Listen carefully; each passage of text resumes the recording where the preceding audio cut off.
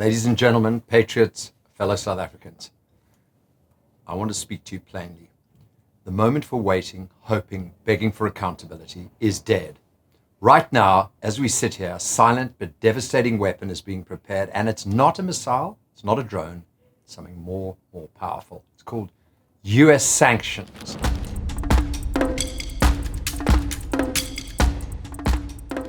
Let's get straight to it.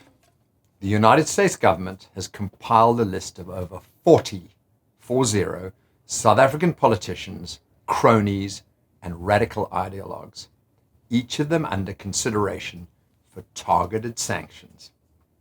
And these aren't just symbolic slaps on the wrist, these are financial death sentences.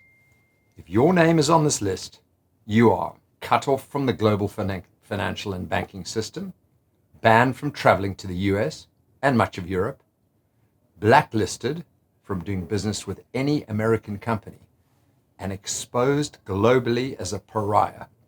You become toxic, but not just politically, economically.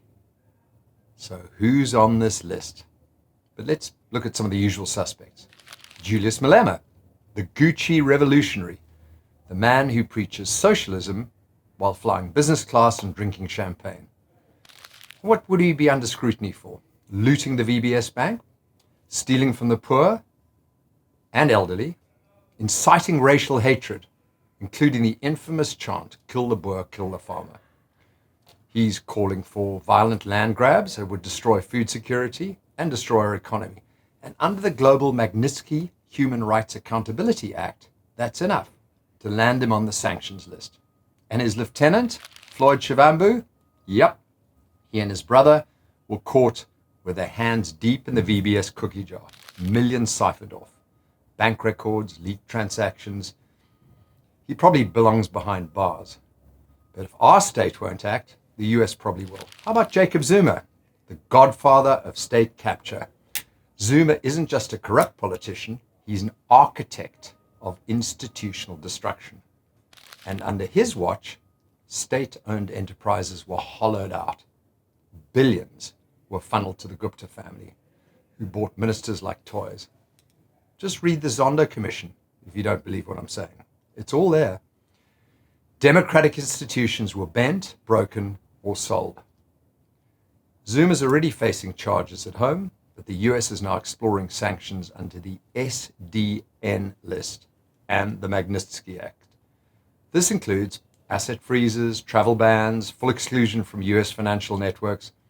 And let's be very clear, Zuma's family isn't immune. Duduzane Zuma was allegedly the Gupta's middleman, facilitating deals, laundering cash, and helping sell out his father's presidency. And he's in and out of Dubai all the time. Wonder why. Duduzane Zuma, remember her tweets during the July 2021 riots, inciting violence, funding unrest, glorifying destruction. That's not activism. That's incitement to terrorism. If that happened in the US, she'd be in prison. Here, she's celebrated by the radicals. Then we have Naledi Pandor, the ex-minister of international relations. Her record? Multiple meetings with Hamas.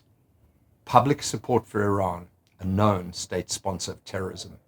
Cozying up to Russia and China while scorning the West. That's not diplomacy. That's ideological treason.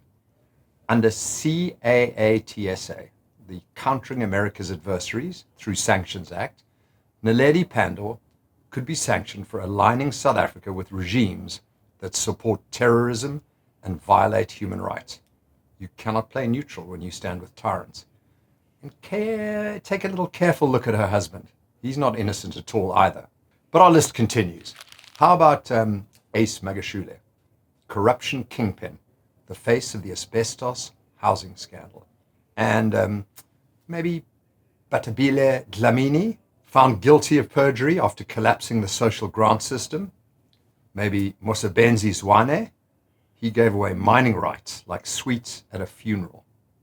And the list goes on. But let's not forget Bheki Cele. I'm sure Ian Cameron would support this big time.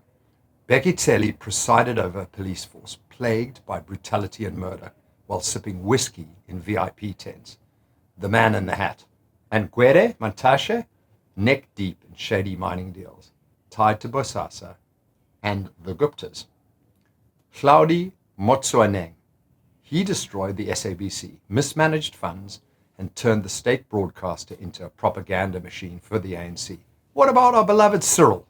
Cyril Ramaphosa isn't safe. Phala Phala exposed him. Hidden dollars stuffed in sofas, illegal cash transactions, no accountability. Now the US is watching. And Ramaphosa's name is already being whispered in Washington's halls of power. Now some of you may ask, Rob, why does this matter? Because it means the world has had enough. The West, the free world, is no longer tolerating Africa's political mafias. They're using what matters most, money and legitimacy.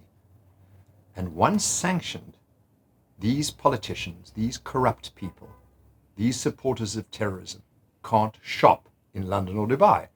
Their kids can't attend universities in New York or Oxford. Their shell companies, trusts and offshore, gone. And most importantly, they can no longer pretend to be international statesmen. They're exposed as what they are. So let's zoom out. Why now? Because the ANC, EFF, and MK are not just corrupt, they're aligning South Africa with the world's worst regimes. Russia, invading neighbors, assassinating journalists. Iran, sponsoring terror, jailing women for not wearing a hijab, treating women as second-class citizens. China, committing genocide against the Uyghurs, and go on and on and on. You know it all. And our leaders, shaking their hands, praising their values, waving their flags. What happened to South Africa being a beacon of democracy? What happened to moral superiority? A constitutional republic? A model for freedom? That dream is rotting, and the world sees it. Madiba would be disgusted. So what must be done? Number one, we need international pressure. Sanctions are a start. They force corrupt leaders to feel pain where they hurt the most, in their wallets. Number two, we need a domestic awakening. South Africans must reject these criminals. Stop voting for looters. Stop tolerating excuses. And stop fearing race-baiting bullies. Three, we have to change. We have to move to Western values. Free markets, private property, the rule of law, human rights, a strong military, and strong borders. And leaders who answer to their people, not to despots in Moscow, Beijing, or Tehran. Let me leave you with this. The ANC is not a liberation movement anymore. It is a liability. The ANC is a criminal cartel dressed in the colors of Mandela, poisoning the very foundations of this country.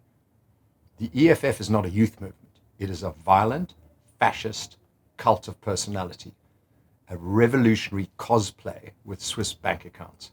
And MK is a joke, a recycled faction of failed ideologues clinging to 1980s struggle nostalgia while their followers go hungry. The United States is drawing a line.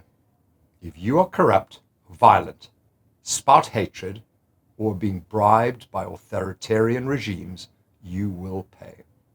The world is moving. Will South Africa move with it or left behind in shame, sanctioned, and forgotten? I say this to all the citizens who still believe in this country. Stand up, speak out, and say with courage, enough, because the reckoning has begun, and South Africa's political mafia is running out of time.